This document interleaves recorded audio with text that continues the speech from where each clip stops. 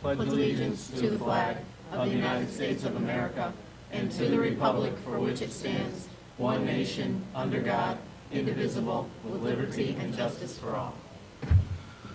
Okay, good evening, everyone. We'll call the meeting to order at 7:14 p.m. Okay.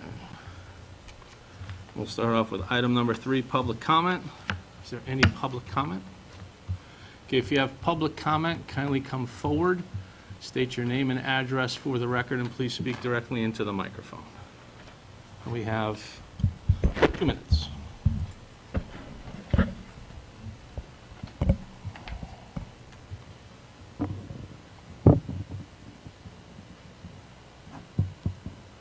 Hi, my name is Joan G.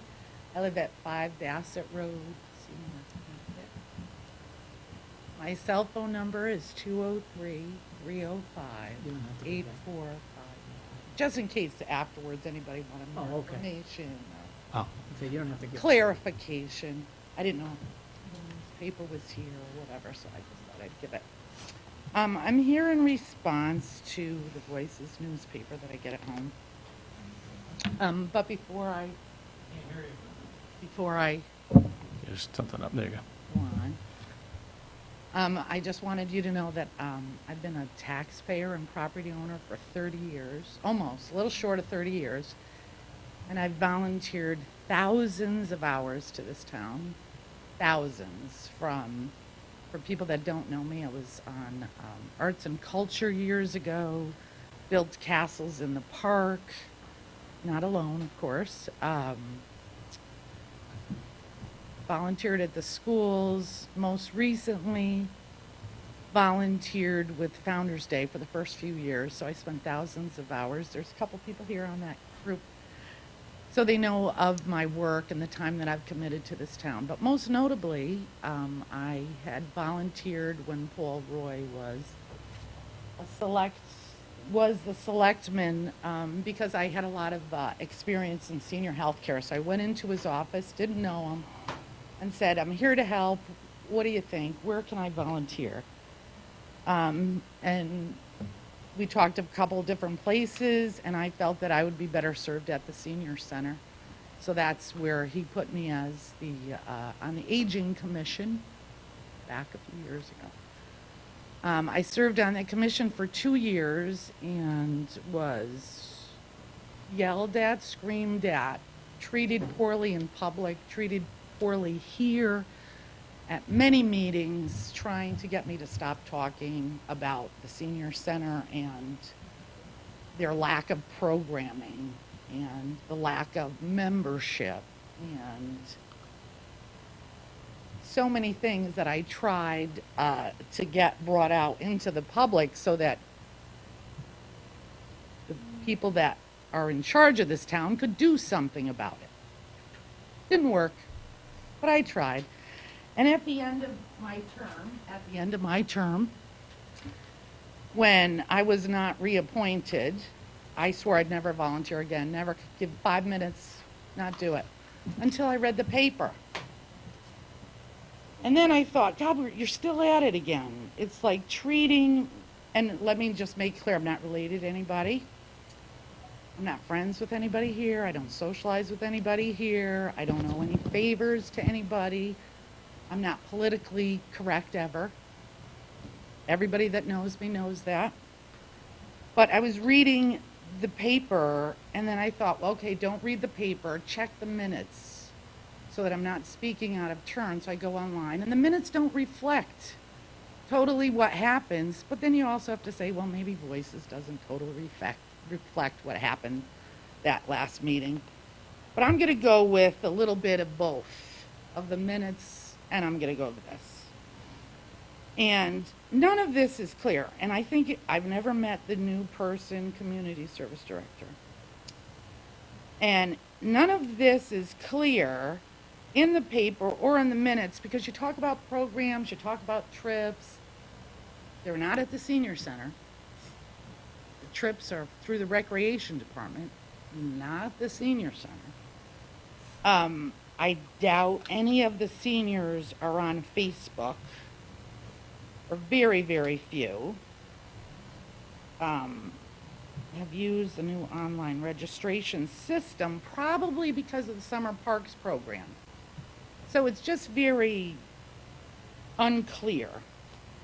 But then later in the meeting, it started where, I guess here it says, Selectman Stanek stated that she had received phone calls from residents who were concerned about enough program for the senior center, for the senior citizens in town. Now, I can say something to that.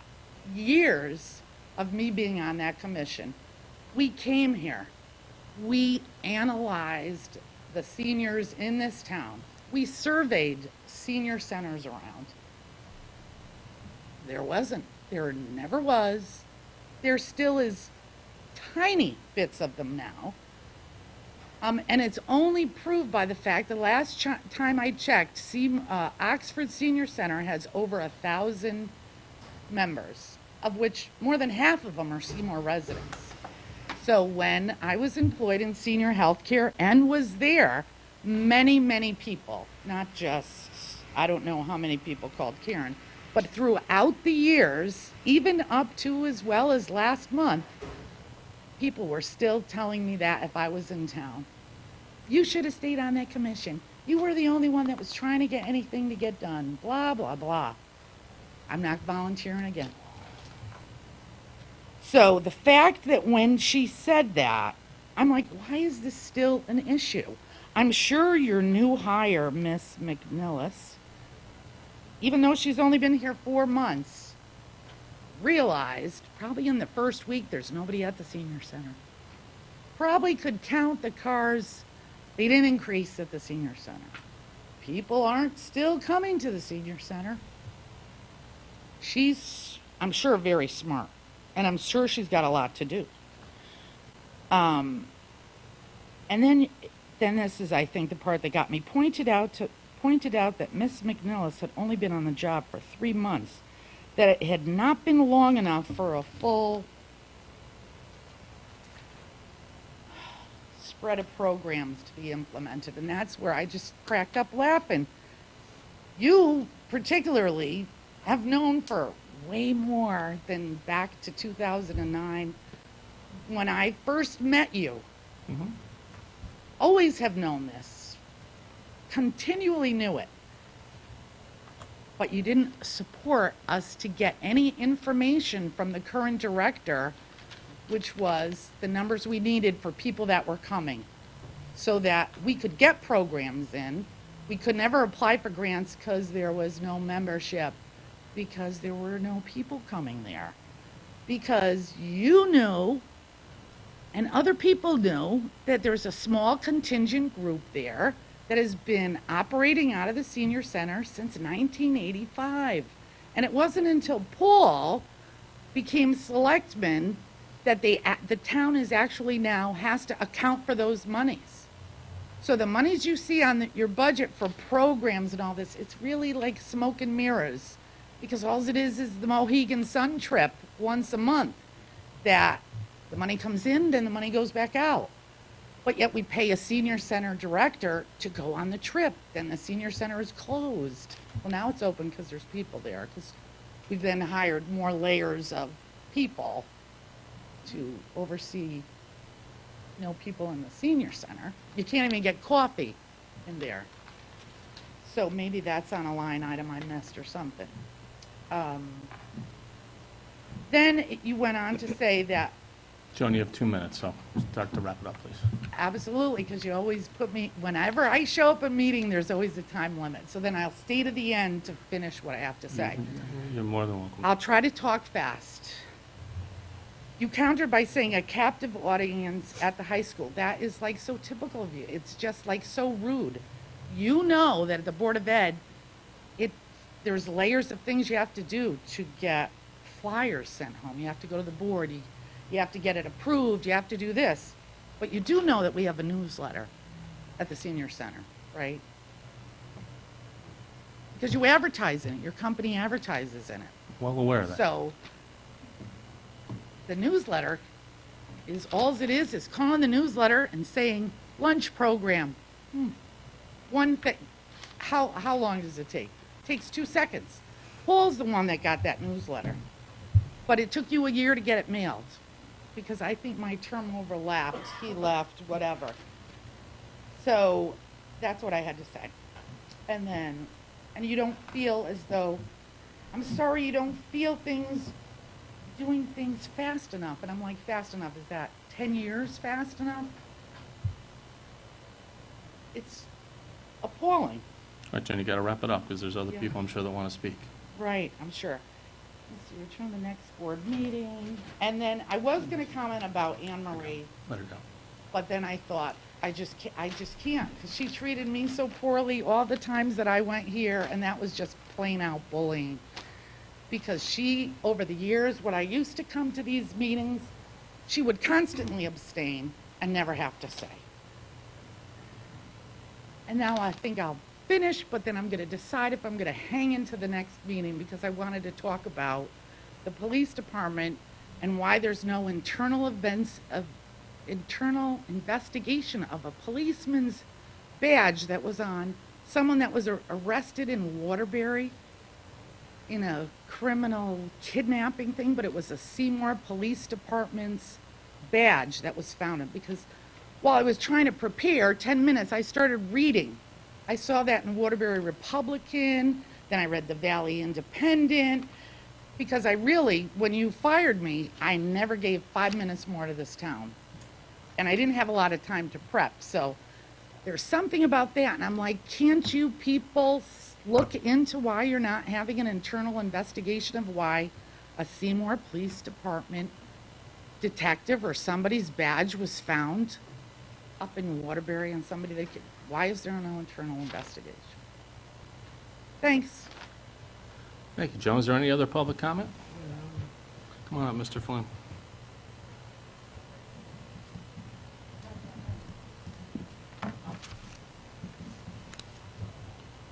Michael Flynn, 85 Skokorat Street. Yep. Have you met with the Valley Regional Council of Naugatuck Valley Council of Governments yet? Oh, multiple times. Oh, did you bring up about the Maybrook line that runs up through? Yeah, what was their, I can't respond during public comment, but I can address it at the end. okay, very good, okay. I'd just like to, two things I'd like to. The guardrails, I still notice that the wires aren't tightened up far enough on the guardrails going down past the Valley Marine Corps League area where the old Lutheran church was, near the cemetery as you go down there. Yeah. They haven't been tightened up. And I also noticed the guardrails on Humphrey Street need some maintenance. The last time I saw it, they were overgrown, and the rails need to be tightened up. I think it's a problem throughout Connecticut, wherever you go, in a lot of municipalities, and even the state highway department, for that matter, isn't watching the wooden guardrails. You know. And it was brought to my attention by somebody from the Connecticut State Highway Department who works for them, that the guardrails over near Pond Street, as you go over, you go up past Falbo's garage on the right there. Now, I don't know whether it's true or not, but he claims that some of those fence posts do not meet state specifications, you know? So that should be looked into, you know? On West Street. What's the street that Falbo's garage is? West. West Street. Oh, yeah. Okay, so if you go around the bend there, near where the pond is, before the falls, he claimed that the fence posts don't meet specification. It's saying of a miscellaneous bunch of fence posts that are, I don't know whether that's true or not, but it should have some looking into. Okay, thank you. Thank you. Is there any other public comment? Is there any other public comment? Ask one last time, is there any other public comment? Okay, hearing no public comment, we will move to item number 4. Approve minutes from the August 4, 2015 regular meeting. Can I have a motion to do so? So moved. Motion by Nicole. Second by Anne Marie. Any discussion? Hearing none, all in favor? Aye. Opposed? Abstained? The chair votes aye. Motion passes 6-0-1 and no Len's abstention. Item number 5, First Selectmen's Report. There'll be no First Selectmen's Report because the two things I wanted to report on we're actually going to add to the agenda as actionable items a little bit later on. So we'll move on to item number 6, discussion, take possible action regarding presentation of award to Dr. Nanavati. So if I could, I just want to read a little detail, and then Doctor will invite you up, and we'll have a little ceremony for you. You can say a few words if you like. Says, for the past 35 years, Dr. Nanavati has been serving the Valley community's veterinary needs. In 1985, he began a house call practice in the Valley. His next step was creating a full-service veterinary hospital in Seymour, where he had worked tirelessly with the Seymour Animal Shelter promoting health and well-being of the Valley's animals. He also hosts periodic rabies clinics at St. Michael of the Archangel Parish in Derby, as well as Seymour United Methodist Church. To ensure our cherished pets have a safe home, he took part in the design of and donated equipment to the Seymour Animal Shelter. Outside of the Valley, Dr. Nanavati has also provided support for the Haiti earthquake victims by sending 2 truckloads of supplies to them. In recognition of his contributions, we'd like to present Dr. Nanavati with this plaque to thank him for his 35 years of service, dedication to helping the animals, and for making a difference in our community. So we have a plaque. And the plaque says, in recognition and gratitude of 35 years of service in the Valley, the town of Seymour proudly presents this award to Dr. T.C. Nanavati.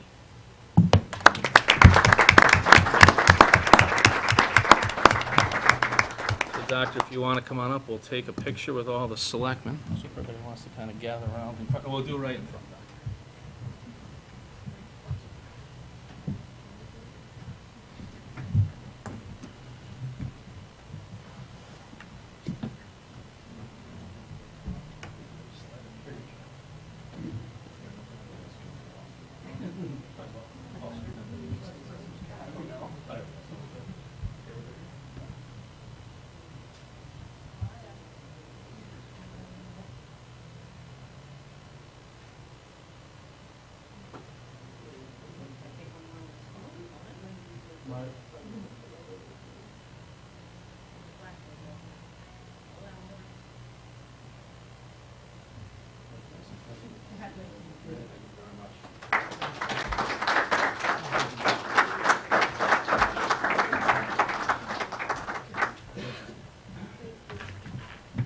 Congratulations.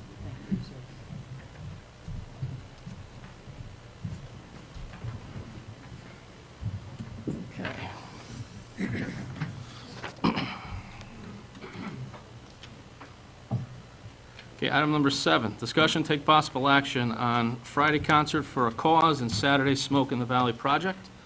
Dawn, Matt? I don't have that on my agenda. I don't have that. Oh, that's on the updated one, sorry. Didn't get one. Okay. Good evening, everybody. Matt Bronson from Smoke in the Valley, Seymour resident. Happy to be a Seymour resident. Here to talk to you guys about the 5th annual, believe it or not, Smoke in the Valley. And before I go into that, just want to say a few things about what we've done since its inception 5 years ago, back here in the parking lot is where it all started. Hard to believe, but in that time, not only have we funded 4 to 6 girls travel softball teams each year, and from those teams we spawned 2 Connecticut State Little League softball champions, 1 New England Little League champion, and countless other league titles throughout. But we've done some pretty cool things in town as well. Most recently, we helped work on the renovation of the softball field at the high school. We've also donated thousands of dollars to countless other groups in town. $20,000 to the Mark Kondo project last year alone. Over $13,000 to the Paletta Fund last year. Our girls have raised over $14,000 for Seymour Pink. Each year they're required to go out and solicit sponsorship to either walk or run in the 5K. We've also given over $3,000 annually to Little League as well. Don, who's been a huge supporter of Little League, can attest to the great things that has done.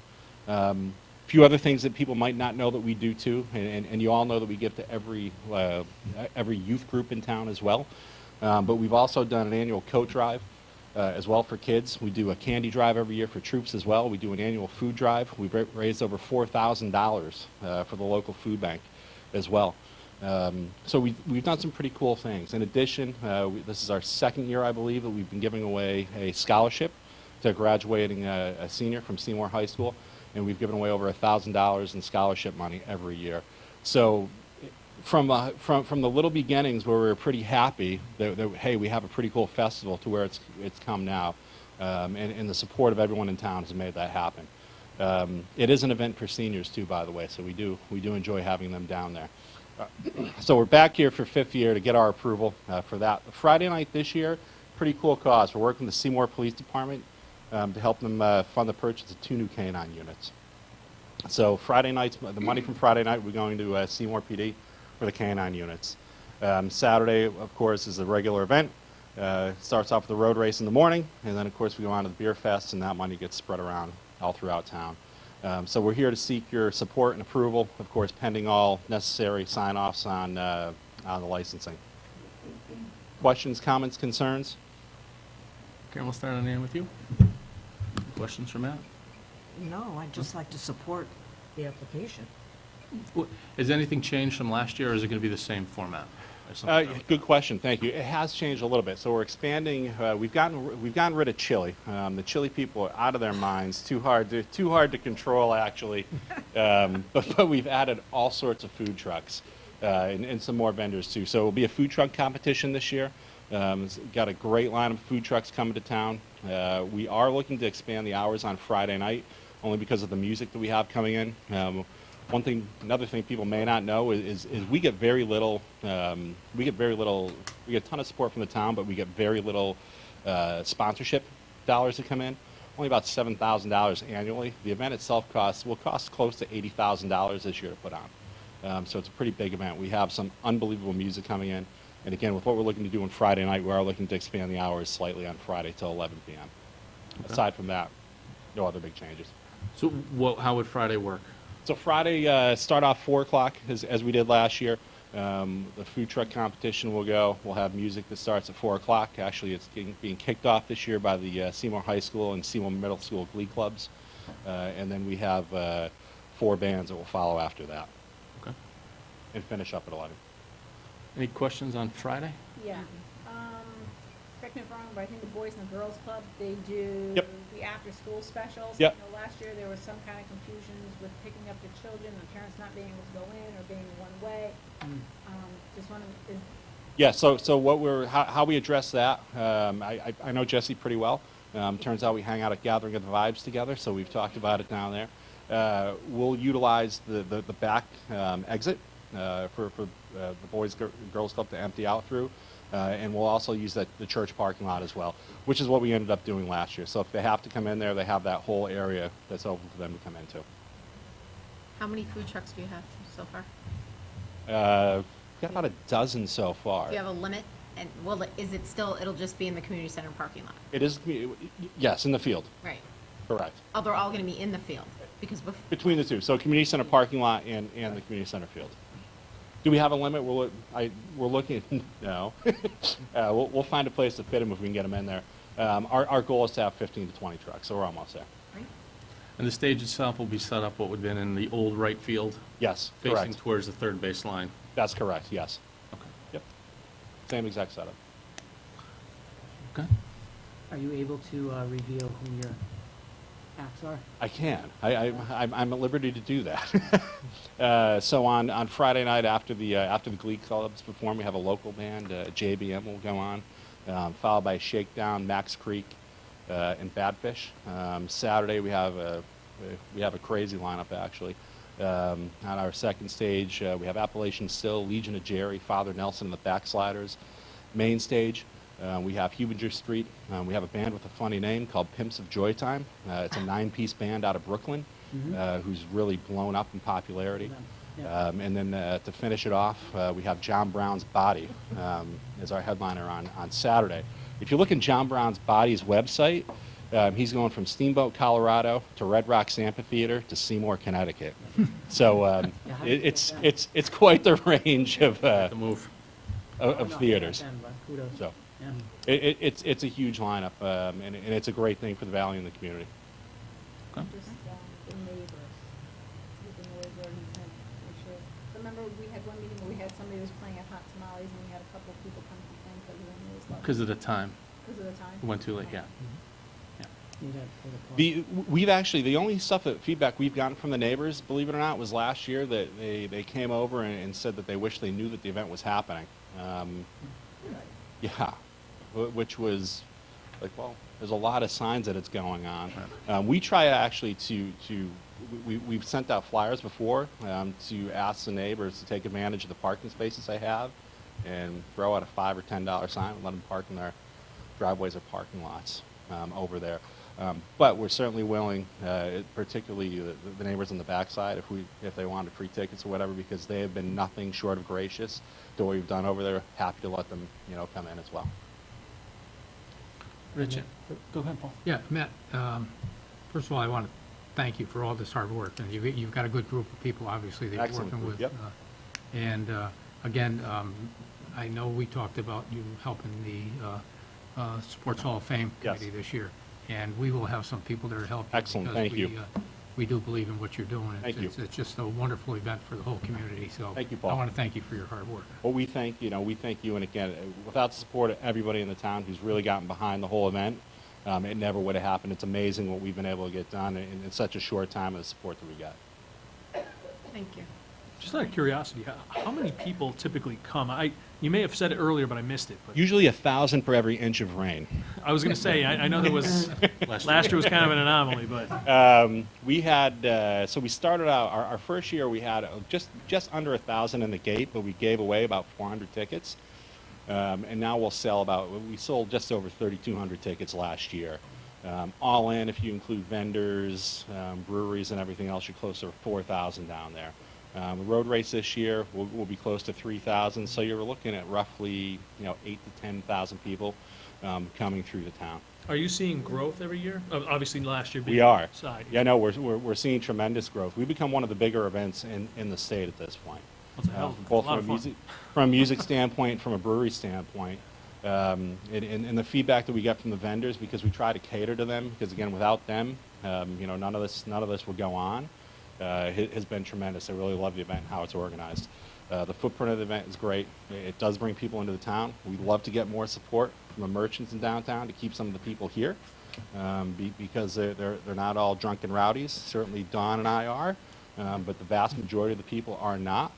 And it would be good to keep them down here and see some more support from the merchants to do other stuff. I have suggested the merchants downtown do another event after that. It's usually on the first Saturday. Roll it right into there and keep a percentage of those people right there spending money. So that would be my only suggestion for the town on that topic. Any other questions on Friday night before we move to Saturday? Rich, any comments from you? No? All right, so why don't you roll into Saturday now? So that's how we're getting into Saturday, Kurt. We're just going to roll right into that. I got a feeling. Yeah, so Saturday kicks off with the road race in the AM. Road closures, I believe, at 6 a.m. We're looking to not looking to extend the hours. We went to the same time last year, but officially make it till 6 p.m. Beer will shut off at 4:20. It is Smoke in the Valley.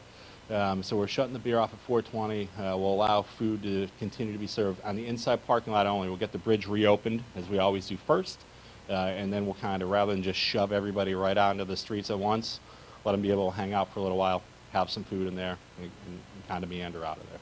So everything will officially be done at 6 p.m. And we shut down River Street again for parking? Yes, and this year we're going to make sure that we do that. Last year there was about 3 cars there. Yeah. Big miscommunication on that, which brings up another good point. Actually, what we want to do this year for River Street is we're going to suggest a donation of either, it's free, it's going to be free parking, but we're going to suggest a donation of $5 or a donation of canned items that will go to the food bank as well. Okay. I mean, the one request I'll have again is you have your people stationed downtown like you did We will. last year to make sure they're staying out of kind of the downtown proper area. Yeah, we'll put signs up downtown that let them know that they can't, that they shouldn't park there. Obviously, we can't prevent anyone from parking there, and we'll have some of our staff down there, letting them know the same thing. They shouldn't park down there. Okay. What questions do we have on Saturday? Everybody's comfortable? If you guys haven't bought your tickets yet, www.smokeinthevalley.com. There's a great sale going on the 2-day combo ticket right now. You're a shameless salesman. So, Rich, from a procedural standpoint, what do we need to do? I mean, if we vote no, I think they're going to have some problems, but. Well, you could vote to authorize it. I'm sure they're coordinating with Tony and the police department Yes. and the other emergency services. Those are the sorts of things that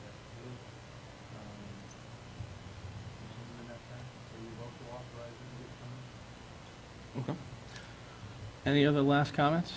Okay, so then I'll entertain a motion to approve the request for the Friday night Concert for a Cause and Saturday Smoke in the Valley project as presented, pending all requirements of Town Council, Town Operations Department, and Emergency Services. So moved. Motion by the left side, second by the right side.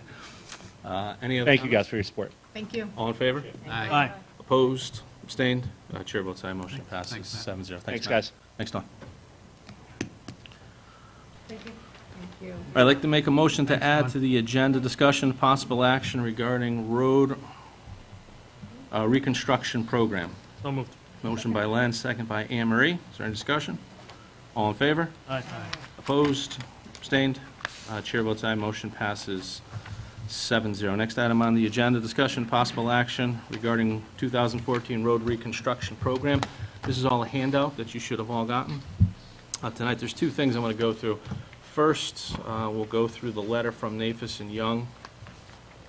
This is, Dear Mr. Miller, Nafis and Young opened bids on the reference project on Tuesday, August 11, 2015. One bid was received from Guerrera Construction Company Incorporated in the amount of $176,450. We have reviewed the bid and find that it is mathematically correct. Therefore, Nafis and Young recommends that the Town of Seymour award the bid for the 2014 road reconstruction program, Colony Street Drainage, to Guerrera Construction Company Incorporated in the amount of $176,450. If you have any questions, please feel to contact me. Sincerely, James H. Galligan. Okay, so this is the last contract that we need to approve. This is for the drainage work to complete Colony Street. So at this point, I'll entertain a motion to accept the recommendation of Town Engineer James Galligan and award the Colony Street Drainage Improvements contract to Guerrera Construction Company in the amount of $176,450. So moved. Motion by Len, second by Nicole. Is there any discussion? How did this come in as far as what was thought to be budgeted, or A little bit less, a little bit? Yeah. Saved a little bit on it? not a tremendous amount, though. But it is within what the engineer thought it would be. Yes.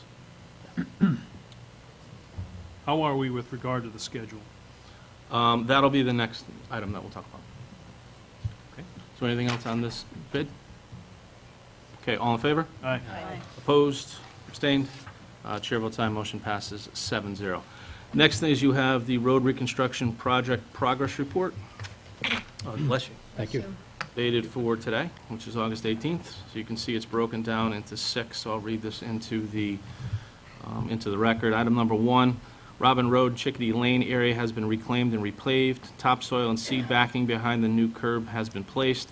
A shallow drainage pipe was damaged during the reclamation repaving process. Investigation revealed that a large rock was placed over the pipe, probably during installation, and the top of the pipe broke through the road compaction.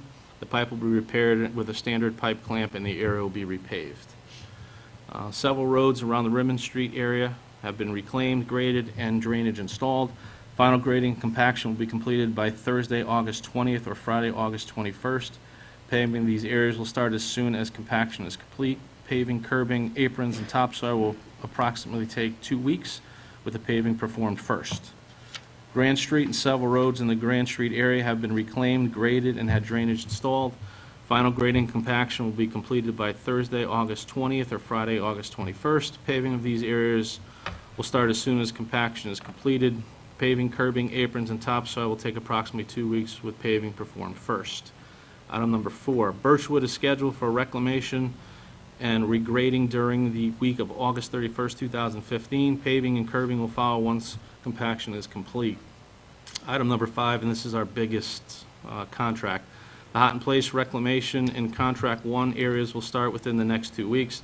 This process will take 3 to 4 weeks to complete. Overlay paving of these streets will follow. And again, everyone remembers the Hot in Place process.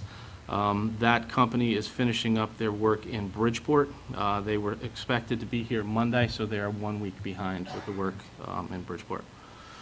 And then number 6, reclaiming and repaving of the Contract 2 streets will start once the work in the Rimmon Street area is complete. That is the same company that is doing the 2 jobs. There was extra work that was done in the Rimmon Street area. As they got into it, they realized more drainage work was needed than we had anticipated. So right now, we're about a week and a half to 2 weeks behind with those jobs.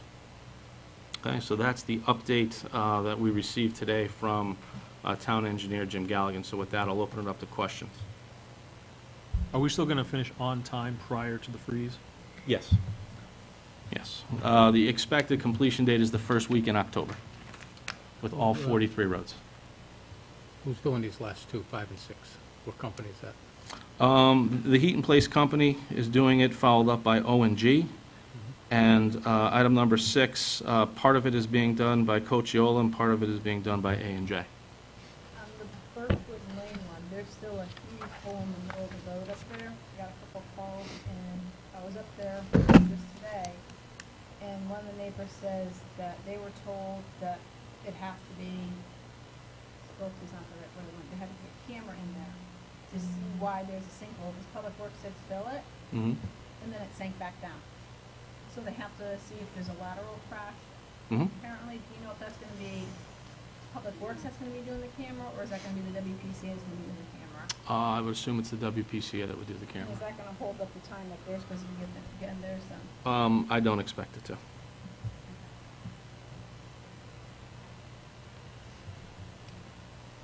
Just as a side note, the pothole killer started on Monday. We have it for 4 weeks. So we've identified about 25 roads that it will be working through over the next 4 weeks. We have an employee who is out on light duty riding in the truck with the operator of the pothole killer to make it a little bit more efficient. We get daily updates. So if anyone would like to see the daily updates, we can certainly have those emailed and sent out to you. Any other questions or comments regarding the road project? Do you know which way they're gonna start on Birchwood? I do not.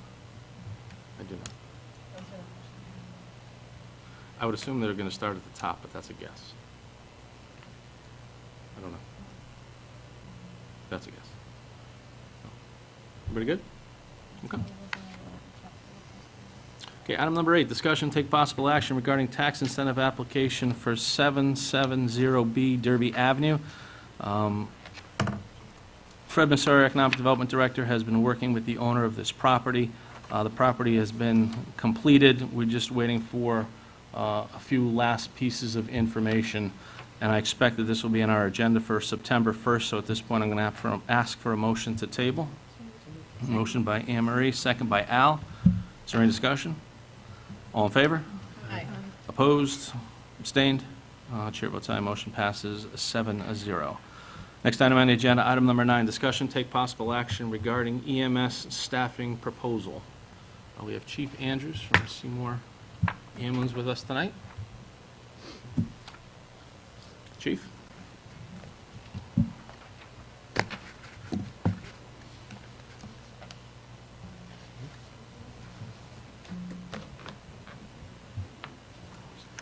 Scott Andrews, Chief of Seymour Ambulance. We, over the last, just give you a little background, and then I'll get into what the actual request is for the town. But over the last 7 or 8 years, we've been experiencing some up and downs with regard to volunteer staffing.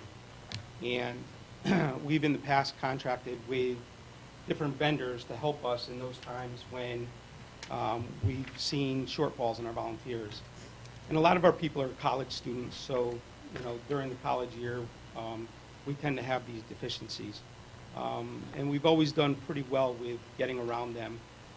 We've tried hard to do different things like providing incentives for volunteers to entice them to put in more hours, running the EMT programs.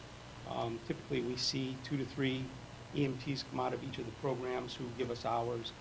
But a lot of these people, even the college students during the summer, we've seen a drop off because they're working sometimes 2 and 3 jobs so that they can earn money, so that they can go back to school and so on and so forth.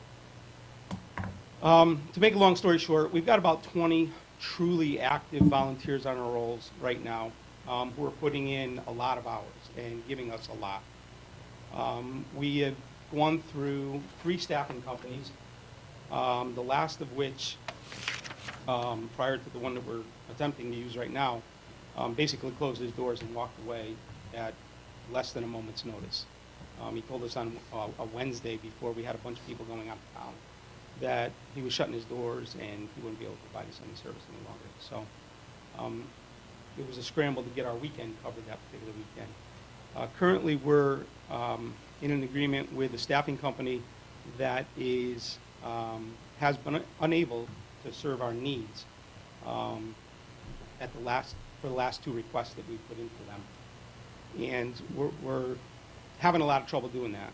So what we're requesting of the town is to hire a pool of EMTs that could be available to staff Seymour's ambulance at those times when we're unable to staff it any other way, either with volunteers or with our staffing company. The benefit for Seymour Ambulance is that we would end up saving about $6 per hour for every hour that one of these EMTs works. And that cost savings is predominantly through workers' comp. My proposal to the board is that the town would continue to cover the staff of EMTs the same as they do our volunteers currently. By state statute, the volunteers are covered through the town's workers' compensation carrier, and our rating, knock on wood here, our rating is very low with regard to claims. We do a very good job of training our people in proper lifting techniques, and we actually bring in an outside chiropractor to go through back safety, and our insurance oversight also provides us with this. So we would look to continue that. It's my thoughts, and in looking at the numbers that, and again, these are only estimates, my thoughts would be that the town would end up sharing some of that cost in in-kind services through the Human Resources Department that would be somewhere in the area of $2,000. You just want to tell them what page you got so they know? Page 5. The packets that were provided. Yeah, it's not a very long packet. There's only 6 pages. And one of them's a cover.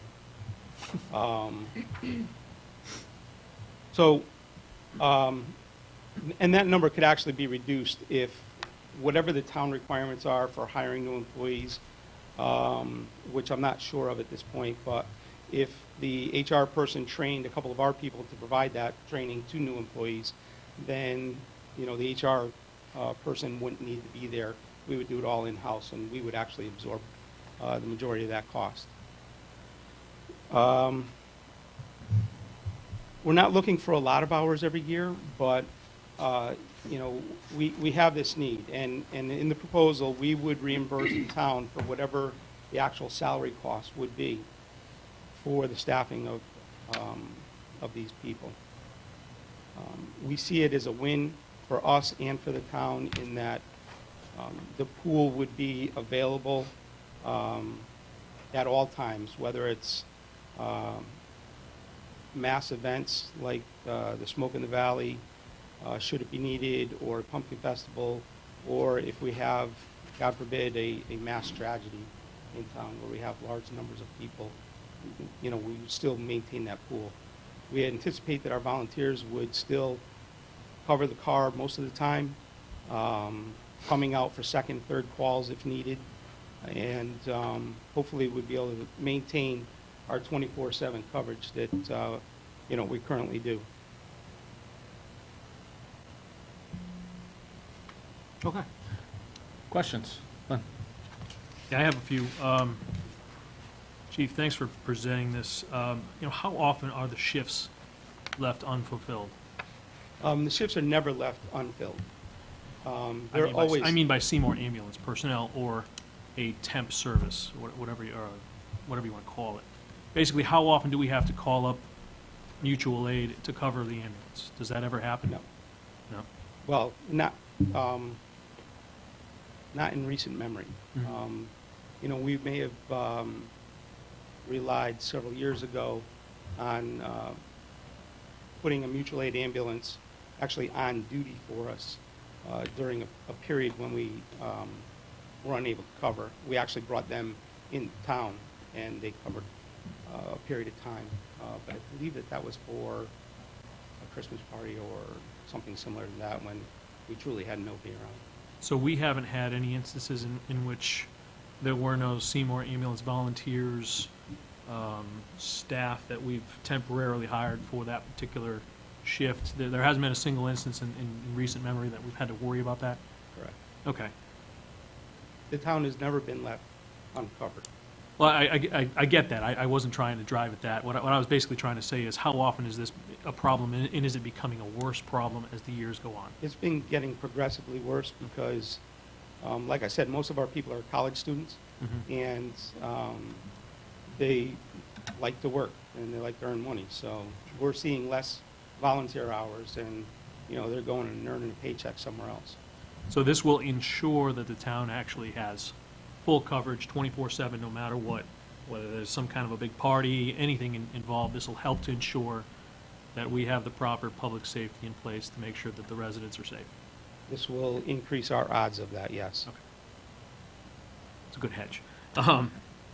If this isn't, if we say no, if this isn't approved, what's the risk to the town and to Seymour Ambulance? Seymour Ambulance will probably end up having to hire its own staff, and that will cost us quite a bit of money.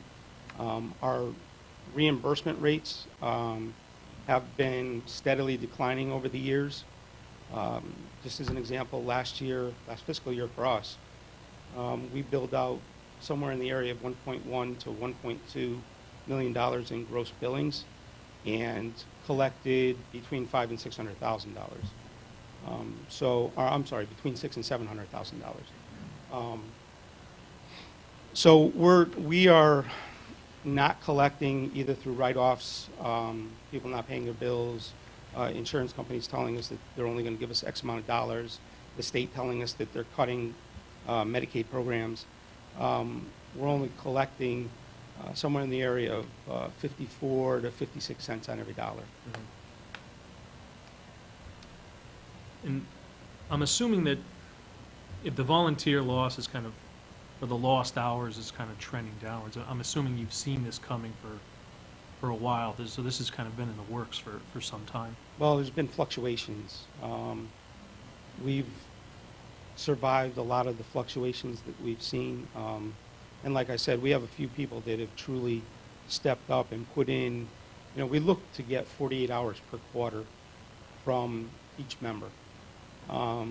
We have people that are putting in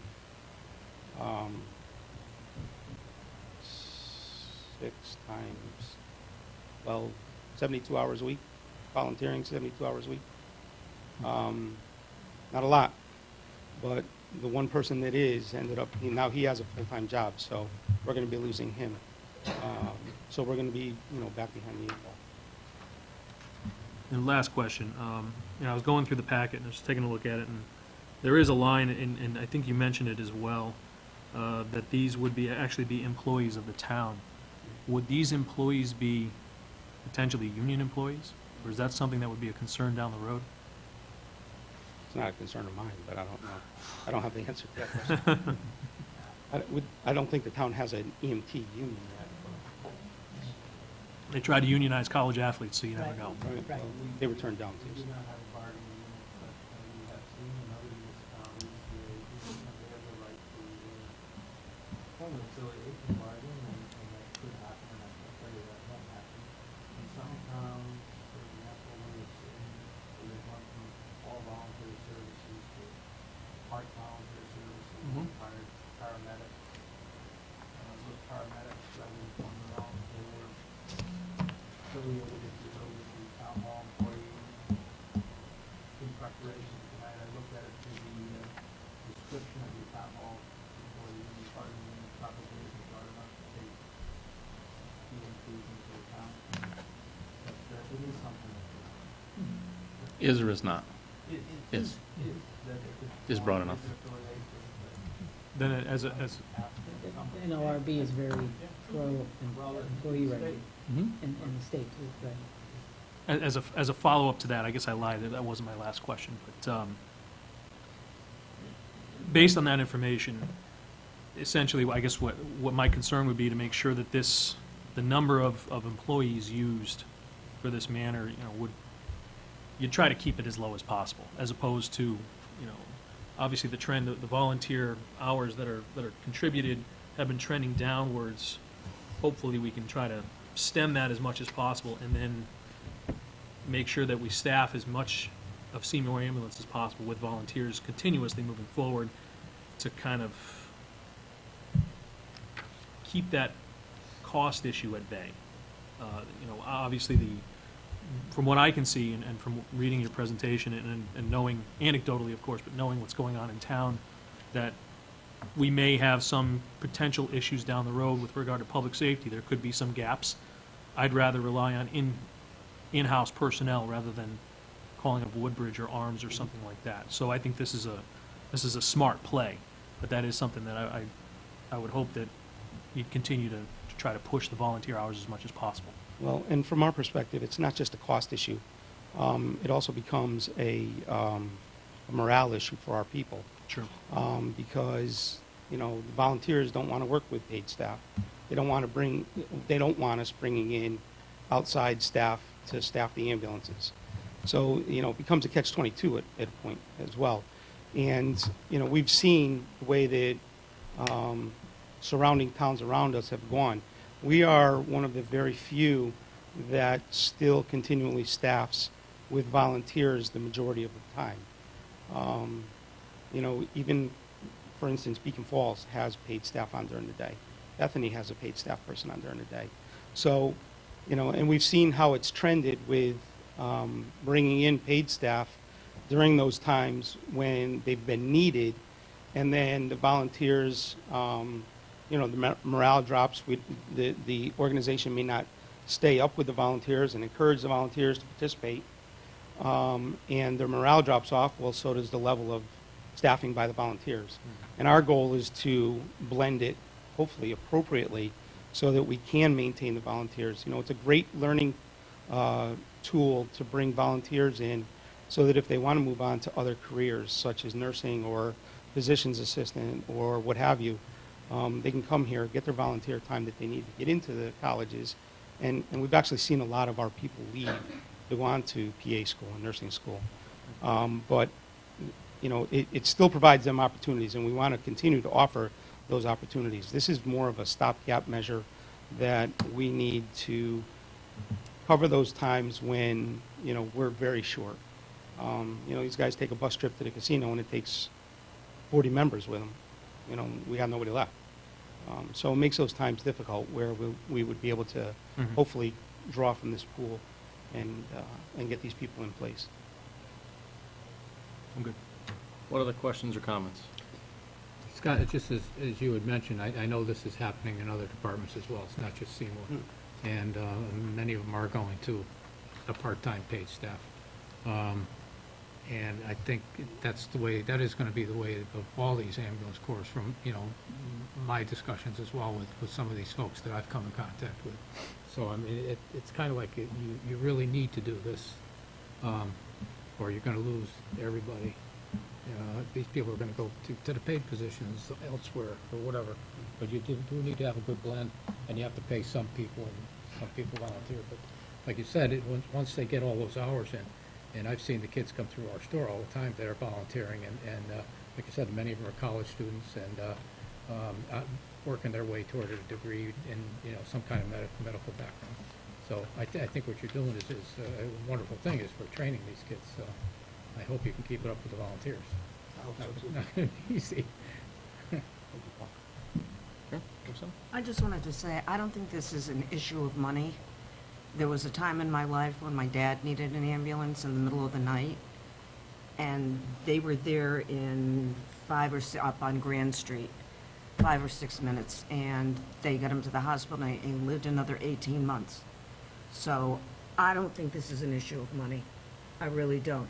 We need to provide the service to the people in this town.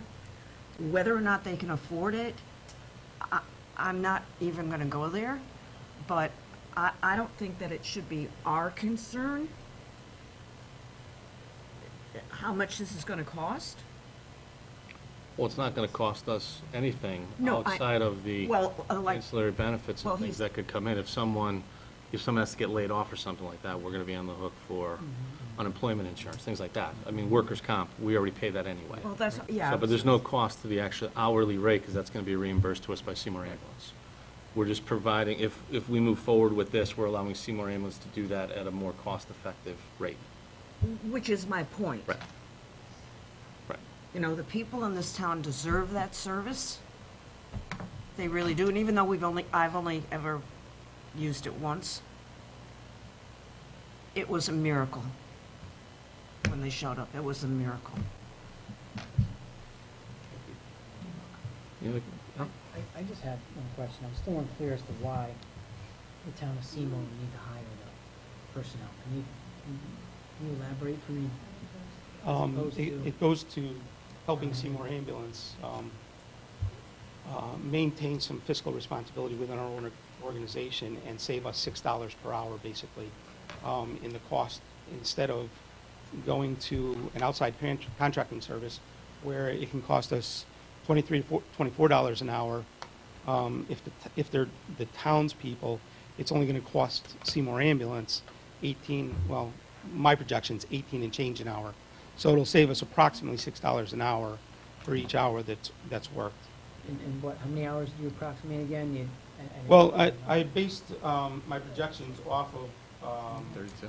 what we had done in the beginning of the year over several months, and that was 132 hours. It's not a lot of hours. No, that was based on a, It says oh, yes, I'm sorry, yes, monthly. Yep. That's a high number. That number was based when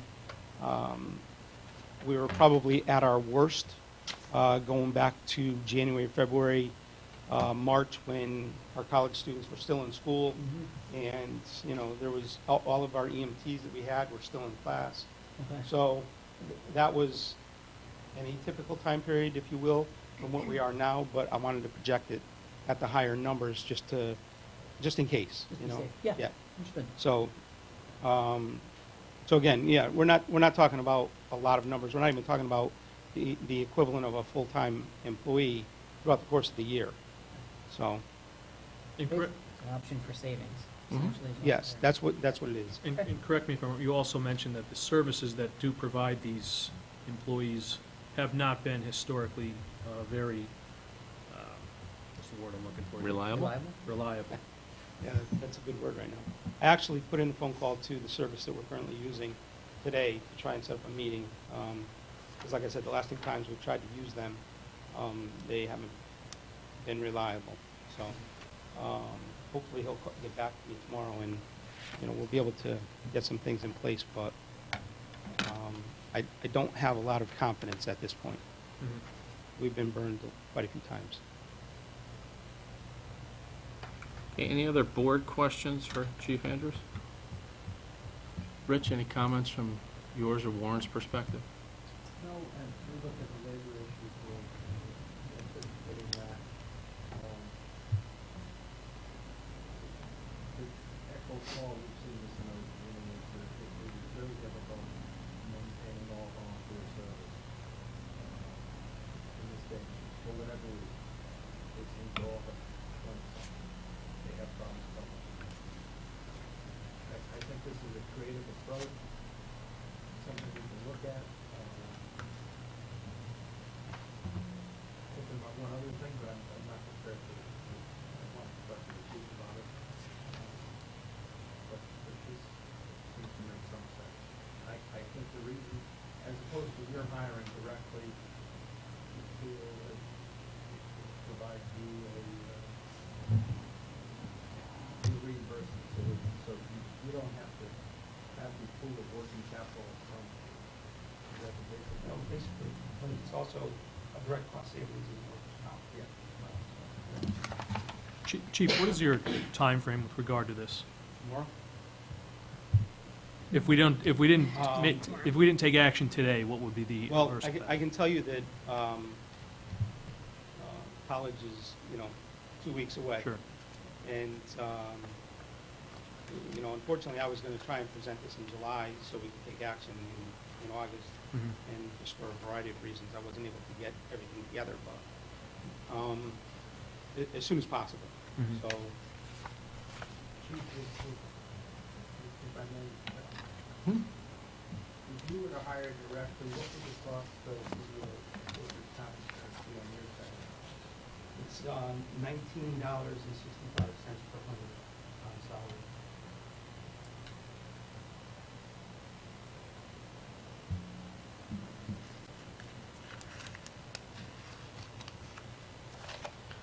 So Rich, just from a mechanical standpoint, we would still need to enter into an agreement with Seymour Ambulance, so we would need to create a contract to cover this. Yes. Okay. So what's the pleasure of the board? Has a motion already been put on the, No. No. I say, I move that we accept the proposal as written. Second.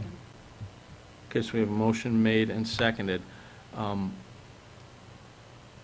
The proposal doesn't include any legal language. So does the board have to give me authority to enter into contract once it's approved by town council? How about if I write up a contract and bring it back and give the authority, so why don't we approve it in concept? Okay. And authorize me to enter into negotiations to create a legal contract. So is the motion that was made sufficient Maybe it was a motion to approve the concept? as No. presented? I think I used as presented. I can amend my motion. Sure. You're gonna have to help me with this. A motion to approve the concept and to authorize town council to draft up an agreement that would reflect the town. I'd like to amend my motion to reflect what town council has just stated. And to allow me to enter into that Well, contract? we'll bring that back. Okay. I'll bring back the contract and then we'll do it. So the earliest we could take action on this would be September 1st? Yes. Does that work? It's gonna have to. All right, so Len made the original motion. Who had the original second? Was it Nicole? Karen?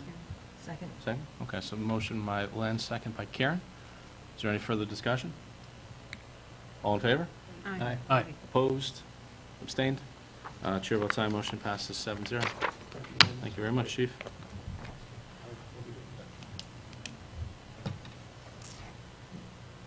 Okay, next item on the agenda, item number 10, discussion take possible action regarding establishment of Community Services Board.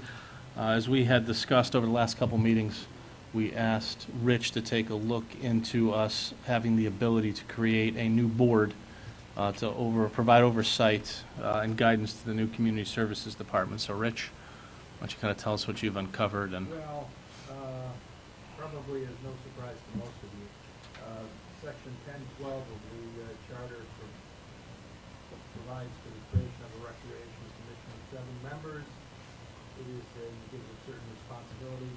Section 1015 provides for a commission on aging of 5 members, gives it certain responsibilities.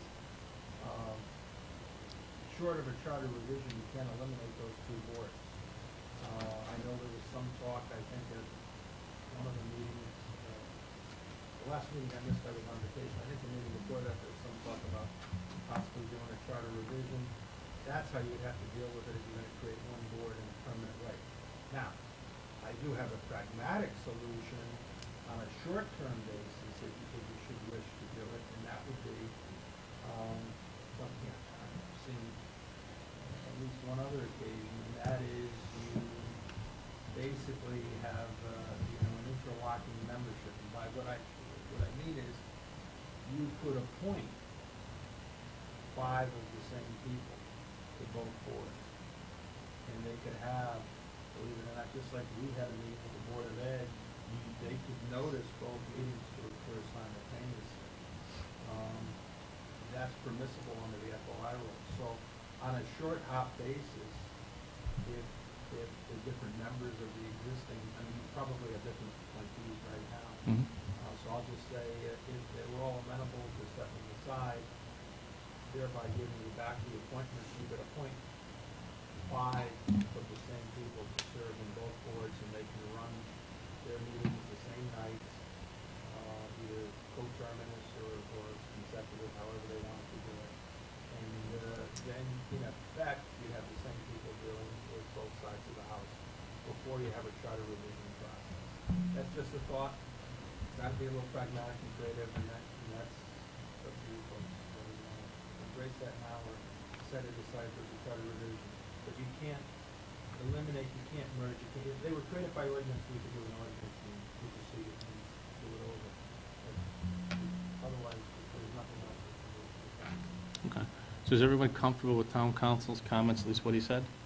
So what I want to do is give everybody opportunity to digest it, and then we'll pick it up at our September 1st meeting. This is obviously something we don't have to rush through, so give it some thought as to, do you want to keep the charter revision in 2016 withstanding? Do we want to keep it as two separate boards, or do we want to bring everything to one board in 2016 with the charter change, if the people support that, and then what you want to do or how you want to act in the meantime? So if everybody can think about that, and then we'll have a more in-depth discussion on September 1st. I'll give everybody an opportunity to kind of gather their thoughts, and then we can make some decisions going forward. Any questions or comments before we move on? No? Okay. Okay, item number 11, discussion, take possible action regarding LED streetlight conversion. Okay, we started the process. As you know, we asked Rich to look into some different things with regards to taking this on. One of the challenges that we had hit was kind of the chicken and the egg thing. We couldn't go out to bid without having an audit done. If we went out to audit, or if we went to get the audit first, if we didn't use the company that did the audit, the information might have been proprietary and we'd be stuck paying for it. So just as some background information, Rory reached out to the folks at Tanco today. So Rory, why don't you tell the board a little bit about what you found out from Tanco, and then we'll kind of go from there. Yeah, I reached out to the rep that we've been working with. Basically, due to concerns from other municipalities in the Northeast, they've gotten rid of the non-compete clause from their audit contracts. So basically, if we enter into an agreement with them to perform the audit, and then we continue onto the construction phase with them, it would still be free. They would throw it in as part of the construction phase. If we decided that we wanted to go out to bid, we would have to pay the fee, which I think he said was somewhere in the range of $13,000. He did caution me there are a few other complicating factors, which is that the purchase price that we will get from Eversource, they put a 90-day shelf life on it. Means if we don't act within the 90 days, they would then take more time to come up with a new price. We made this request kind of originally in April, officially in June, and we still have not heard back from them. So that's how long it's been taking already. So it would kind of be just a matter of lining up everything in terms of getting the audit completed, purchasing the streetlights, and then if you guys chose to go out to bid on this, getting that bid period inside the 90 days, purchasing the streetlights outright separately, figuring out some course of action with all of that. Did Tanco indicate why it takes so long with, I mean, granted, I know they're Eversource, but why is it that it takes so long to get this? Concern. He had an idea, but I don't think it was official. Understood. Yeah. For Eversource? Did, I think they'd probably just don't want to lose the business, to be quite honest. did you ever find out who the ownership of the light bulbs would be? I did. Thought I forwarded you the email. Whoever does their shipping, their name's on all the manifests, so they would be the ones who are liable. That was your concern. So they would be the generator, whoever their shipper is. Yeah, I have it, and I can send it to Yeah. you tomorrow. I thought I did. I'm sorry. So where we stand now is if we decide that we want to move forward with this, we could move forward with Tanco to do the audit. Tanco would provide the audit information within 4 to 5 weeks, somewhere in that point, maybe 6 weeks. With that, we would then have the ability to put together a bid package and go out to bid. If Tanco was not awarded the bid, then we would need to pay about $13,000 for the cost of the audit. The issue that we run into is the 90-day window with Eversource. So if Eversource brings their pricing back, let's say in the first 2 weeks of September, so we'll give them an additional 3 weeks, that would require us to be in agreement with how much we were going to purchase the streetlights for with Eversource by probably realistically the second or third week in December. If we miss that window, Eversource needs to redo the whole process, and it's going to be out another 3 to 4 months. So that's kind of where we stand. So the first question we have is, do we feel that this is worthwhile moving forward with the understanding that it could cost us $13,000 initially to do it if we do not end up with Tanco? So that's the first question we need to ask ourselves. I'm not so sure we need to pay for an audit. Have we talked to other companies in the area about how whether they charge for an audit or not, or whether an audit is even necessary at square one? Well, I think we have to have an audit to know how we're going to set up the bid specs. Has that been confirmed? Yes. That was confirmed by the man that was here, so. Well, the rep for the company, well, he's Yeah. self-interested. I Yeah, think, but that's, we still need it to set up the bid specs. I think the problem is, and correct me if I'm wrong, Rory, the original estimate that they gave us was based off of our electric bill, Yeah. essentially, and that's where they got the street light count and everything else. Right. I don't think that necessarily takes into account poles on town parking lots or other, there are a lot of other random things that are probably in play here. I think an audit probably is warranted. Okay. The question is, do we want to risk having to pay 13 grand to this one particular company if we decide, well, there are better companies out there that can do this, or, hey, wait a minute here, we don't really want to go through with this? That's the question at hand, the first question. Well, if you want to shop around for a company to do an audit, we can certainly do that, see what other companies are, what the cost would be. More than likely, we're going to miss the window with Eversource, so we're going to kick this out another 3 to 4 months, probably into January or February. So the question is that is the potential savings that we would see worth waiting on the 13,000? That's the question. Well, let me ask you this then, Kurt. If you're talking about December, you're talking about winter months, how much work are you actually going to be able to get done in winter months? Are we actually losing that much? Well, we'd lose another 3 to 4 months. Yeah, but I mean, they may have to postpone work because of weather and all these Could other be. things, you know? Another window like Could we be. did. Right. I mean, if the board's pleasure is to wait, that's not an issue. I mean, yeah, I'm just trying to figure out what the worst-case scenario is, you know, as far as how far out we are, you know, and if even if we're meeting these deadlines, we could still be put back because of weather issues. Essentially? No, not necessarily, because if we can get, and Roy, correct me if I'm wrong, if we can get the audit done in that 6-week time frame, we could be doing this process in late October. You mean this process, you mean putting it out to bid? We can have it out to, we could have it out to bid within 6 weeks. So they could probably start before the snow. Potentially. I'm of the opinion you shouldn't just go with the first company that came knocking on our door. I'd like to hear what other companies have to say. I don't know how many bids we want to try to get, but I am not sold on this company. Personally, I cannot vote to have this company come in and do this at this time. It would be a bid, it'd be a regular bid process, just like we do Regular everybody else. RFP, right? Yeah, everyone would have an opportunity to bid. and- That's different. Just Yeah. want to make sure I'm clear. But I think the problem we came into before was, we need the audit. Yeah, Right. To it's put the it out. chicken and the egg. Right. We need the audit. Yeah. That's what you were talking about earlier. Yeah. So that's the thing, you know, are we comfortable? On the downside, it would cost roughly $13,000 if Tanco could decide they don't want to bid, then I don't know what they would do. Or we can get 6 bids and Tanco could be the highest, we go with the lowest, and then we have to pay Tanco $13,000 roughly. So by us waiting, the only risk we have by waiting is that we miss this window of opportunity with Eversource. Correct. My question is, there are other towns who have done this, I believe, in the Eversource territory. I think, Rich has spoken with New London. What was their experience? Well, I spoke to their town council, and he's about to send me all their recently executed documents.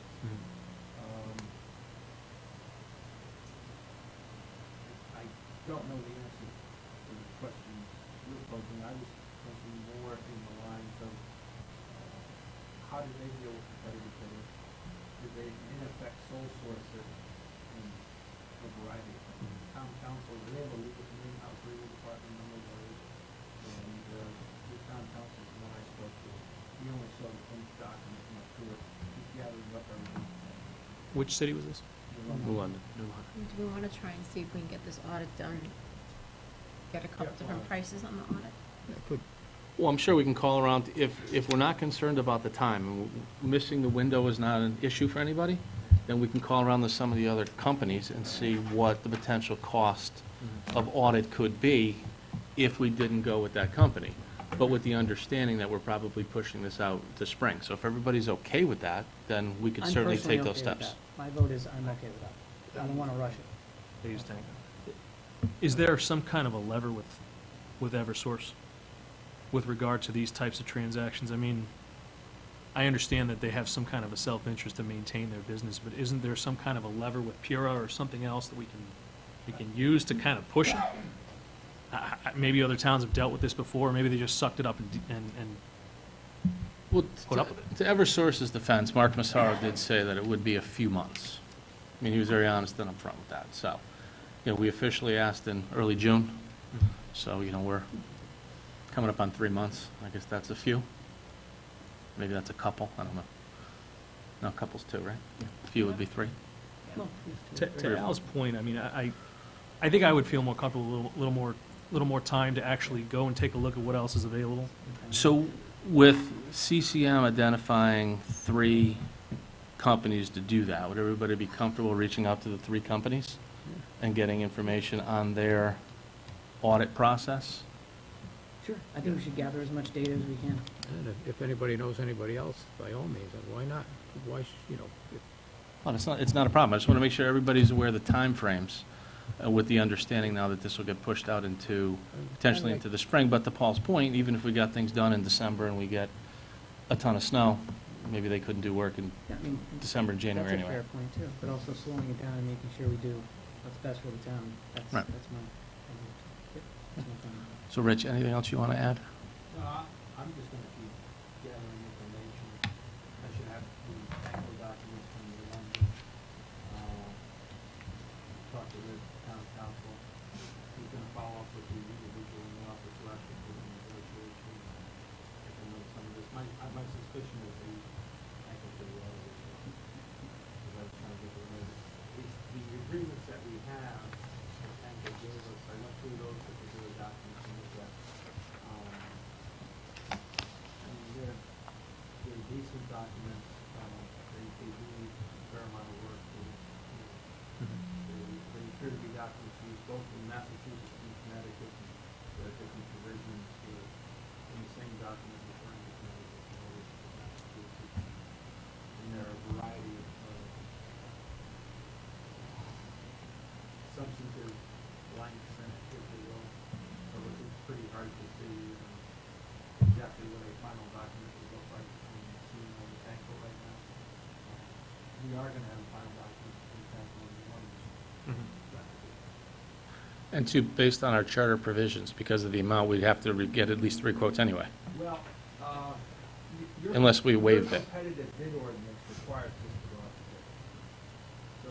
Well, no, bid for the overall project, but for the cost of the audit itself, that 13,000 is going to require us to get 3 quotes anyway Now, on it. Sure. I mean, there are ways to sole source that can exempt it. I don't believe, I think we talked maybe 2 meetings ago about, one of them is you belong to a consortium of municipalities. Well, you do, you belong to Kermit. But this wasn't that type of an, I don't believe, an RFP process where you could invoke that consortium. That was more like an RFP process that the firm was up. It's not like the state business that we, some other consortium, we have these other consortiums before this, and we're belong.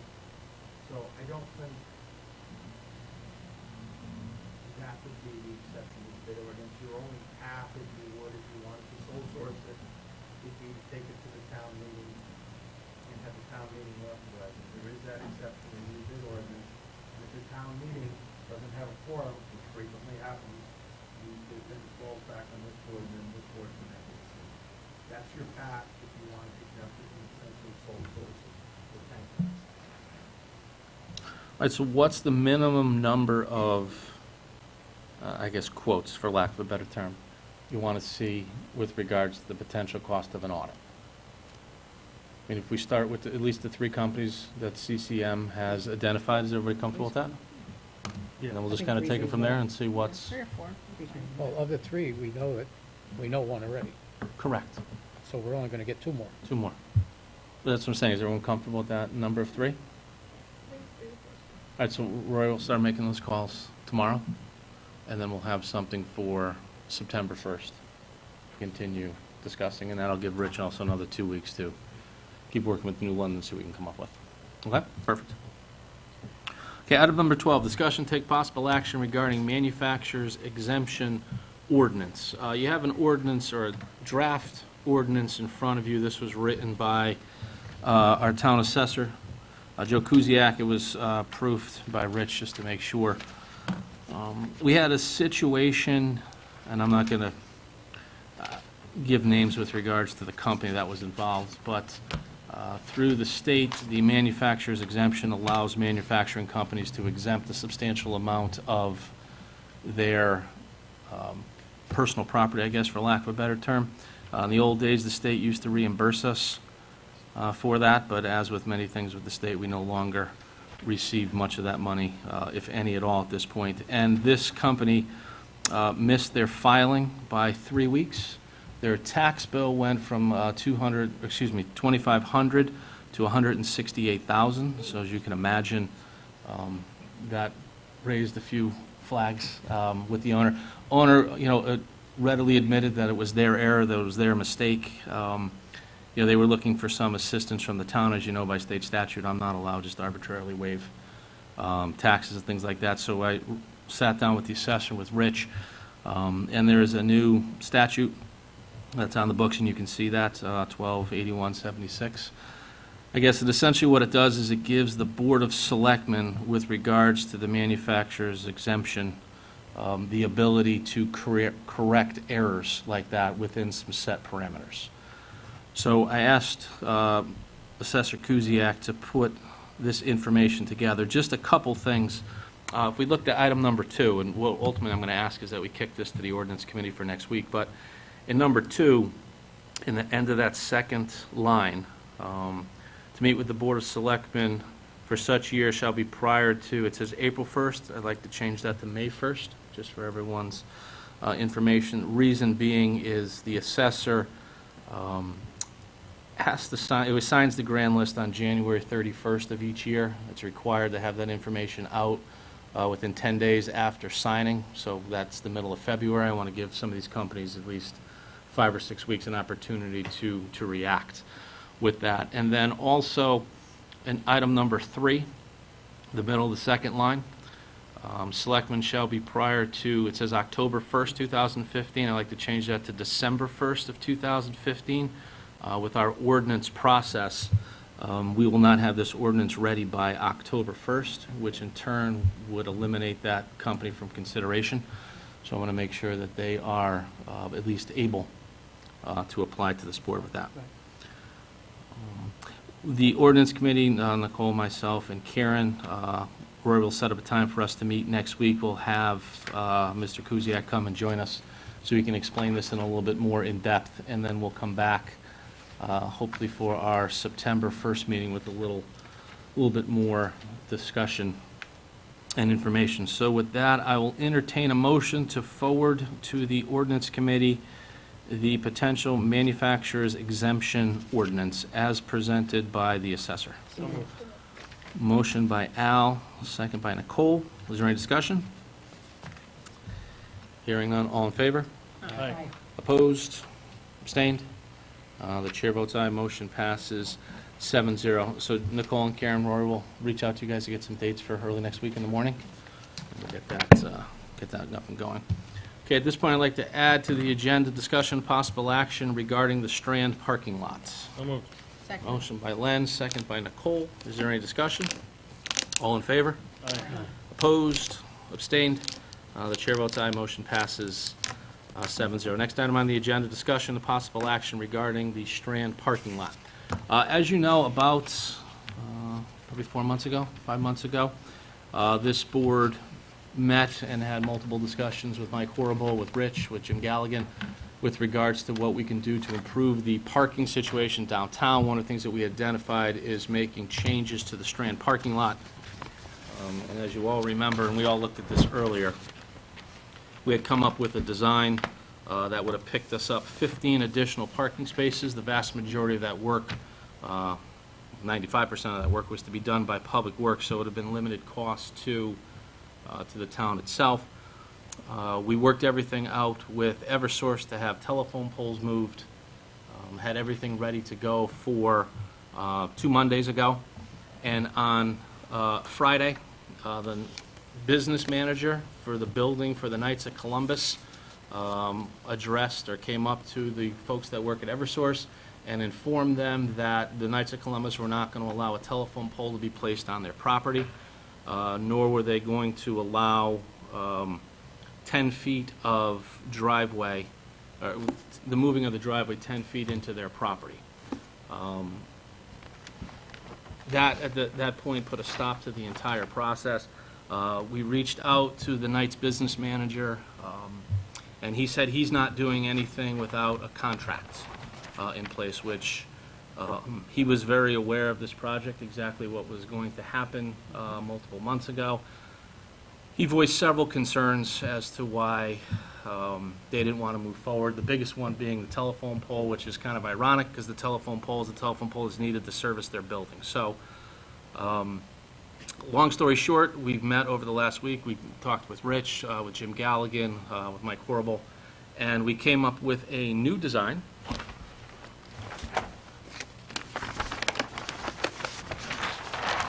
Which everyone saw earlier. And if anybody in the audience would like to look at this, I'll put those out so they can certainly come up and take a look at those. The new design will decrease the increase in spaces from 14 down to 9. It will eliminate the entranceway off of Main Street, so the only entrance will be towards the entrance by Tony's Diner. The town of Seymour, the work that it will do will only be on the town-owned property. We will not do any work on the Knights' property at all. Once the parking lot is completed, I will then enter into contract negotiations with town council, with the Knights of Columbus, to determine as to how they're going to get to their 11 spots through our driveway. So, that being said, I wanted to bring this to the board to make sure everyone is aware of this. If we are comfortable, or if this board is comfortable, work will begin on on August 31st, so that's 2 weeks from yesterday. Public Works will do all that. Eversource will come back, and they will remove the 2 telephone poles that they had put up. They will take those down, and this project should be completed by the 2nd to 3rd week in September. So with that, I'll open it up to questions and comments. Well, if I may, Mr. First Selectman, my concern actually is the entrance exit, Mhm. where it is. I think it's very dangerous. Mhm. And I think the second thing is, what kind of a contract were the Knights of Columbus looking to enter into? Their business manager is referring to the contract from 1983 that expired in 1984, I believe. Okay. So there hasn't been a contract for years. We've plowed, the town of Seymour has plowed their spaces for them, maintained their spaces for them. This has always been a goodwill thing. The business manager, in my opinion, is just being completely, But he didn't indicate what kind of a new contract he wanted. no. Okay, I guess No. that's my question, is what kind of a new He contract? he also wanted to know why none of this work was given to him to set up the design and things like that. That was one of the comments that he did make. So, I mean, we have a town engineer, we have a town planner. I'm not sure why we would go outside for that. Not to mention that we are unable to enter into contract or pay people who have outstanding taxes, which this person does. It's public information, right? It is now. Well, no, I mean, I won't say it the is. amount, No, but it's no, a no, substantial amount. It is. Substantial. So I find it also ironic that, never mind. Again, my real concern though is that entrance exit. I think it's very dangerous. Someone's gonna come out of there and try to make a left to go up 67. I mean, unless the police department puts up a sign that, right turn only when you come out of that lot, it's gonna be a very, very dangerous They have, situation. they have that ability now, Mhm. to make that left-hand turn. I know they do, but most people will go out Main Street using their head. Well, yeah, we assume that, but there's still always those people that are in a rush that want to get out, so. And, you know, and I agree with you, that's the one drawback to this plan. Town engineer, town planner, Mike Corbel all reviewed it and are comfortable with that being the only exit. So, but listen, if the board disagrees with this idea, we can scrap it, we can go back to the original idea that we had. Rich and I will sit down with the Knights of Columbus and enter into negotiations with the understanding that this project won't take place until the spring at the earliest. So that's up to the board. I'm comfortable doing whatever the board directs me to do. So we do have recourse in this particular situation. We can enter into negotiations, which is, I'll surmise that that's what the business manager actually wants. That is my understanding, yes. Or we can move forward, lose, what is it, 5 or 6 spaces, and turn the entrance and exit into what Paul accurately described as a major safety hazard. Potentially. That's unfortunate that that they're not willing to play ball. I mean, there's some things that we have the ability to do as well, You have alternatives. but I'm not ready to present those to the board as of yet. So Craig, does this business manager, that is the ultimate decision maker for the Knights of Columbus? This is the person who's been granted authority to make this decision for them? Yes. Or is there anybody else we can talk to above this person? The Knights of Columbus are not allowed to own a building by the Knights of Columbus Grand Charter. So they have formed a separate entity that owns the building. He works for that separate entity, and he is the Basically primary speaks for contact. them. Yeah. Okay. Just making Because sure. during the, when we had This is discussions abusing power or with something. regards to the Strand Theater, Mhm. he was their only point of contact. What harm would it be to just to sit down and discuss with the manager of contact? There would be no harm. Essentially, it would be the timing. We would Yeah, it's just- be pushing this project into the spring. And I think one of the biggest issues we've all identified is additional parking in the downtown area, particularly in the winter. Yeah. And the So- issue with the entrance exit, I Mhm. think it's, makes sense to delay it into the spring and try and get that second. If that's the pleasure of the board, I'm okay with I that. think an attempt should be made at least to negotiate. If it doesn't happen, then It would have been great you to come have back it with done. other plans. Sorry, Paul. It No. would have Yeah, go ahead. It would have been great to have it done with the Pumpkin Fest coming up, having those additional parking spaces. It Mhm. would have been done in time for the Pumpkin Festival, right? That's like the second or Yeah, third week. right there.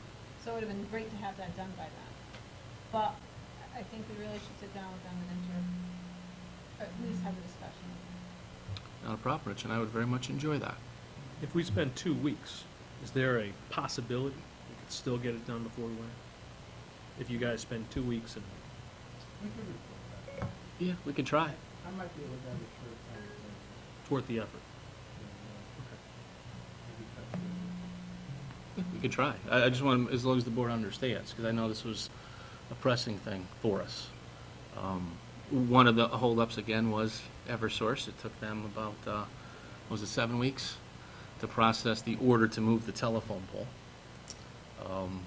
So that cost us some summer months as well, so. I have two things. Good.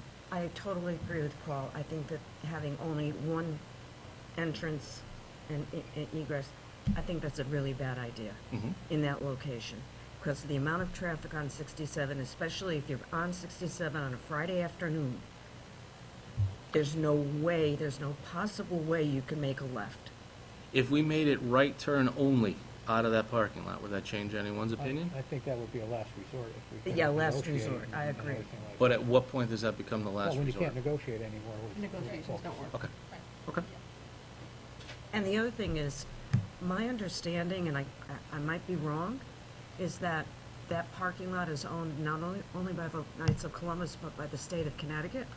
We have the agreement with the state of Connecticut. Right, on our part. Yeah. So what role will the state None. play? No role at all? And Rich, correct me if I'm wrong, we have, we have exclusive use of the lot for public parking. No, but Or not I mean, exclusive, in that's terms not of right. remodeling it. Oh, we're okay with that. The only thing we would have to do is we have to go to the state of Connecticut to get approval for work done on Main Street, because that's a state road. Okay. So is the pleasure of the board then for Rich and I to engage in contract negotiations with them to determine if we can have a different outcome? And we, with our original concept being, sorry, the goal. Yes. Is that where we are? That's And if the plan we would like to go If through. negotiations break down or don't work, Rich and I will report it back to the board at that point. Yeah, I'd rather give you guys some leeway and not give you any restrictions at this point. I'd like to give you, I have the confidence in both of you to just negotiate that freely and report back to the board on what goes on. It will be our pleasure. And for right turn going and all that, I think that's down the road. I want to give you guys unfettered negotiation access. I want to muck it up. Rory, That's my could you personal reach out to the business agent of the Knights tomorrow? And set up a time for Rich and I to meet with them and their attorney? Okay, excellent. Thank you very much, everyone. Okay, item number 13, executive session. We have no executive session this evening. Item number 14 is appointments. We have one appointment tonight, Tom Schutte, EMS Oversight Commission. It's a reappointment. It's a 2-year term. It expires August 6, 2017. We have a motion by Nicole, Second. second by Al. Is there any discussion? Hearing none, all in favor? Aye. Opposed? Opposed. Abstained? The chair votes aye. Motion passes 6-1-0, and please note Paul's negative vote. Okay, item number 15, tax refund and abatements. Nicole? Dated August 13, 2013, to the Board of Selectmen from the tax collector, the following overpayments of tax payments in total of $7,710.14 need to be approved for refund in accordance with provisions of Section 12-129 of the Connecticut General Statutes. Dana Flack, Tax Office. Thank you, Nicole. I have a motion to accept the tax collector's report as presented. So moved. Motion by Al, second by Anne Marie. Just under discussion, everybody review, because there's a bunch. There's no conflicts or issues. Okay, hearing none, all in favor? Aye. I know John Fisher. Okay. Okay. Opposed? Abstain? Abstain. The chair votes aye, motion passes 6-0-1, and note Al's abstention as he has conflict. Okay. Item number 17 is correspondence. We just have, we have 4 pieces of correspondence. One is the check registers. We also have a letter from Deep to myself, which is the personal services agreement of the Bond Commission's July 28th approval for an additional $265,000 to be used for lights and so on at the softball field at the high school. We have the CCM discount, prescription discount card. You can see how much Seymour residents have saved since we put that into effect. And then we also have a resignation letter that was submitted by Melissa Gerard from the Friends of the Broad Street Park Committee. So we have an opening on that committee, but they have someone that they'd like to replace her with. So with that, that closes correspondence. So we'll move on to item number 18, public comment. Is there any public comment? Come on up, state your name and address for the record, please.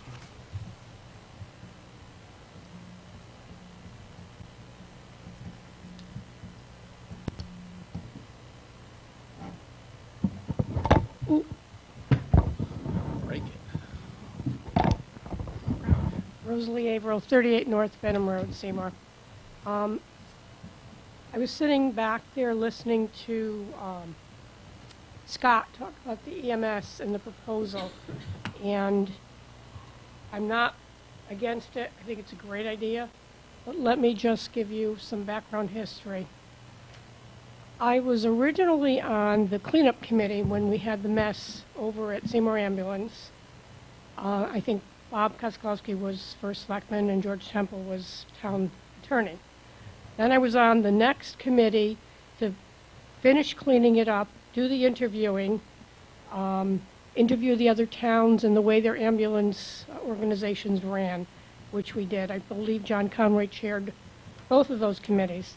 Then I was on the first MSOC committee, 2 or 3 terms, and I said, okay, it's time to step aside. I'm tired of this. So what I would ask in your construction of the contract that you consider a couple things. I was making notes back there of things that came across our table as we went through cleanup, reformulating, and ongoing services. One was make sure you review the current contract with Seymour Ambulance right now that the town has. Review the mutual aid contract that we have with the other municipalities. And there's something in place with the state relative to the operation of the SAA. So make sure that those are all reviewed before you enter into anything. The question is, if the town does the hiring, where do those employees fall under the organizational chart? Who's hiring, who's firing, who's disciplining, who's responsible at the end of the day? And where's my other notes? Will the employees have different benefits than the current town employees? And that'll probably fall under the arm of the organizational chart as well. But, you know, they had problems then, they have problems now. It's human nature. These kids want to go on and get full-time jobs, and I think that it's a good thing that Scott's come forward and said, look, you know, we need help, and this is the way to do it to save everybody money. So let's move in the right direction. Let's just not stumble as we get there. Thank you, Mrs. Averill. Is there any other public comment? Is there any other public comment? Just one last time. Is there any other public comment? Okay, hearing no public comment, we'll close public comment. We'll move on to Selectmen's comment. Karen, we'll start with you like always. No, I'd like to yield my position tonight until the end of the meeting. I'd like to be the last speaker. Okay, Paul? No comments. No comments, okay. Nicole? I wanted to give an update on the turf committee. The turf is going to be delivered by August 31st. The excavation for the bleachers is completed. The installation of the turf should be completed around September 18th. Dalton Company is our track company, is scheduled to start the week of September 14th, and that estimated time frame for their work will take about 10 days to 2 weeks. Okay. So we're still on schedule. And our color is black now. Yes, our track will. Track will be black, okay. All right, thank you. Al? I just want to make sure that my opinion is perfectly clear on this matter with the Strand parking lot, the Knights of Columbus last-minute decision to change their minds regarding the project and not allow the plans to move forward as previously agreed. I just want to say that that is strikes me as selfish and petty. That's it. Thank you. Thank you, Al. Anne Marie?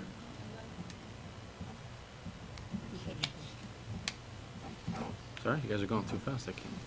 Glenn? I have no comment. Can't make the boxes fast enough. Karen, back to you. Okay, I'd simply like to say that the incident that happened at our last Board of Selectmen meeting really nearly violated FOI. It's supposed to be comments. It's not supposed to be a dialogue. And I felt personally attacked, and I felt physically sick when I left here that night. I don't have to give an explanation as to why I abstained. That's nobody's business except mine. And unfortunately, I did give an answer, and I shouldn't have, because it's not required. If I want to abstain on a matter, that's my business. That is no one else's business. And I was personally offended, and as I said, physically sick for a couple days after that meeting. because I knew I hadn't done anything wrong. But I was attacked anyway. And I don't think, even though I voted in favor of the minutes tonight, I don't think the minutes accurately reflect all that was said about me that night. And trust me when I say this, if that ever happens again, I'll be ready. I have tried to be a team player, even though we're 5-2 here. I don't remember really ever voting against you, Kurt. I didn't bring any. No, I know, but I'm saying, I'm trying to be a team player here. Right, I never said you weren't. And you were all here except Len to hear what was said about me. And it was cruel, and it was mean, and it was totally unwarranted. And I just want to go on record as saying it wasn't on the agenda. So we came this close to violating FOI. Okay, Thank you. cool. Can we go back and change minutes if Karen feels that the minutes don't accurately reflect? All you have to do is look at the videotape. It's right there on the videotape. The procedural vehicle, you already voted on, so the procedural vehicle, you just do a motion to reconsider. Yep. Vote to reconsider. Table them, and then determine if modifications. Is that something you'd like to do, Karen? At this point, I want to forget it ever happened. Okay. Sure. Okay. All right. Rich, any comments from you? No? I have no additional comments at this point, so I will entertain a motion to adjourn. Second. Motion by Anne Marie, second by Nicole. Any discussion? All in favor? Aye. Opposed? Abstained? Chair votes aye. Motion passes 7-0. Mark the meeting closed at 9:01 PM.